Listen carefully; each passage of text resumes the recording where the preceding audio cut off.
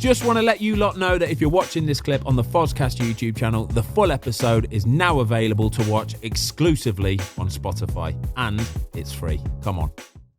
Here's a really, really interesting one. Yellow and red cards. Obviously, when you play football, this is an FA thing. Yes. Yeah. So this goes from Grassroots. Sunday League to Premier League. Mm-hmm. Yeah. If you get a yellow card, so little chopper Danny down the park on a Sunday playing Hackney Marshes, and then you're playing in the Premier League, Ben, you get a yellow card, you pay the same fine. We still have to pay it. For a yellow card. Yeah, it comes out your wages. There's a little, on the bottom of your slip, it will say FA charge or yellow card or whatever they label it as, but you will still pay the same amount of money. So I remember as a kid getting a yellow card for bringing somebody down, penalty, and I had to pay a £7 yellow card fee, and that comes through the post. It actually gets sent to your house. Does it really? Yeah, it gets sent to your house because they've got your registration forms and all that kind of stuff.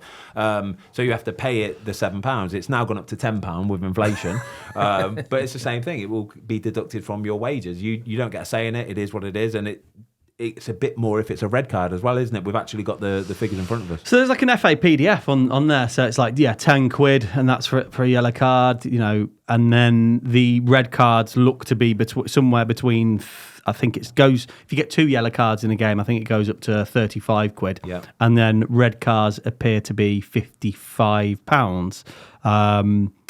Somewhere between £45 and £55. So for a £55 red card, elbowing, kicking, stamping, striking, biting, foul play, serious foul play, and that's a 3-match ban red card. Yeah. But obviously, if you get done for spitting, which is 6 matches, but the fine remains at £55. So you will pay that to the FA regardless. But there's an admin charge as well, I think, of £15. Obviously, administration. A card handling fee as well. So all red cards are inclusive of the fine plus an automatic £15 administration fee. Administration fee, fantastic, brilliant. Just chuck it in there as well. But clubs will then go and impose their own fines for red cards. So if it is for something serious, like you've elbowed somebody or you spat on somebody, you are getting a 2-week fine. Yeah. Without doubt, you're getting a 2-week fine. And I think that's where the clubs have always been obviously different to the FA, because the FA have to police their own things. Yeah. But I think each club, to be fair, or each manager would have kind of different rules for it. Yeah. Because I've been at some clubs where,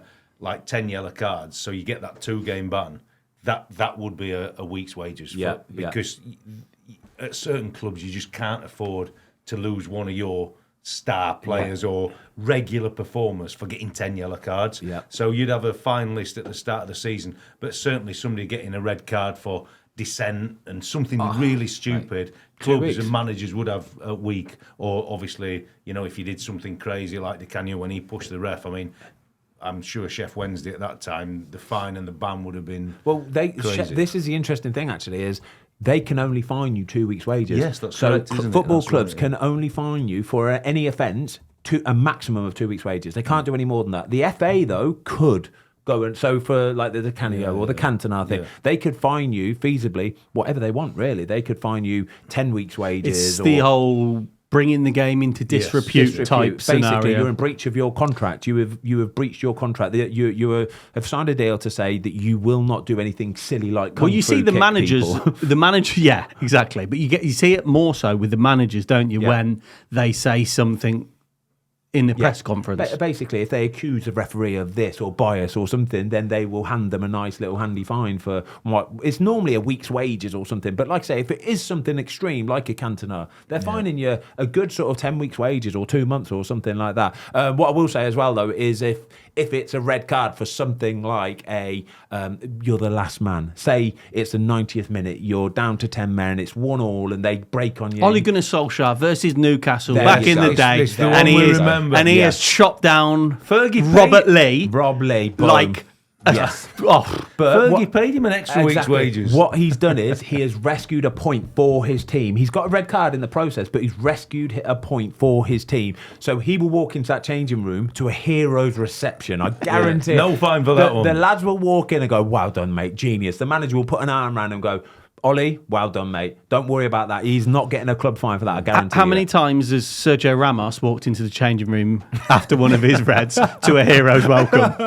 Not too many. I can't Not imagine too there's been one occasion, I'll be perfectly honest with you, unless it was against the Barcelona where he's two-footed somebody in the chest or something. It would have been a wild one. We won't have the time to do the maths, but I think he's got 27 or 28 red cards, about 230 He's yellow kept the cards. Spanish FA's system running. Mate, Spanish FA, I guarantee you Real Madrid have saved millions And in Pepe. wages. And Pepe, millions in wages for their red cards. He saved them so much money, I promise you. I want to talk about bonus management here. Actually wasn't on the agenda point, but it's just cropped into my head. The admin on bonus points. Bonus money, sorry. So a player might get a goal bonus if you strike it. It might be a clean sheet bonus. It could be the team are on, you get $2,000 per point. So if you get a point, a draw, $2,000. If you win, you get a nice little bonus of $6,000. Yeah. Just figures out of the air. That you might get an appearance fee. And I believe if you come on, is it after the 60th minute or before the 60th minute, you get your full appearance fee or half appearance fee. Yeah. If you come on in the 90th minute, you're not going to be getting... You get like 20% or so, 20%, 10% yeah. or something. So as a player, if you're like coming on and off and managing this and you've got calendars, who manages this for the player? On how much they're due? Yeah, so because this is something that even a really admin savvy person could get lost by and go, how much am I actually... This is a really good question. It's a toughie. Really good question, right? So the club are, first and foremost, they're the ones in control of paying you your wages, all right? So they have got a lot of accountants that have done the maths and they've got the spreadsheets in front of them about how much each player is due for each amount of minutes they've played, pro rata, all this kind of stuff, bonus-wise. So they do that and then they pay you your money. Any savvy player that is earning a decent wage will have his own accountant that does exactly the same thing. And they tally it. He will tally it up. Yeah, you're and double checking, ain't you? Exactly. Just to double check and make sure that the club haven't missed anything. Because not only do you want the money that's due to you, you have to know for tax purposes. So if you are overpaid or underpaid wages, the government, if they need to or want to, could look through it and go, hold on, you've underpaid or overpaid. So did you have an accountant, Ben, that used to look after this for you? Exactly that. Okay, so here's a question then. So in the modern day, now with VAR and 10 and 15 minutes added time, does that change their appearance fee?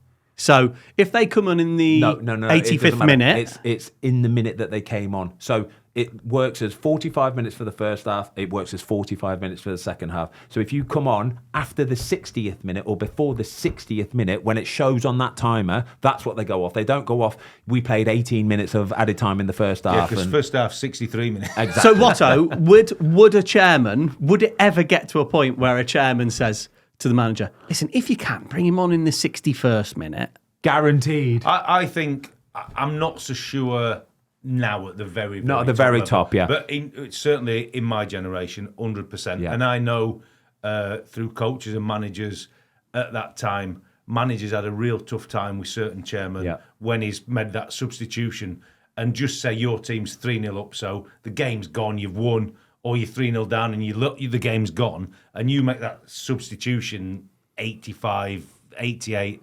I think that used to grate on some of the chairman for sure, but the manager actually in some of them cases is obviously looking after the player financially because times were a bit different, but also keeping him as part of the group and part of the squad. And I think the chairman in them, it was just so black and white, the money, without thinking of the bigger pictures. Thanks everybody for watching. We hope you enjoyed the latest episode of the Fozcast. Don't forget to give us a follow on Spotify. Up the Fozcast.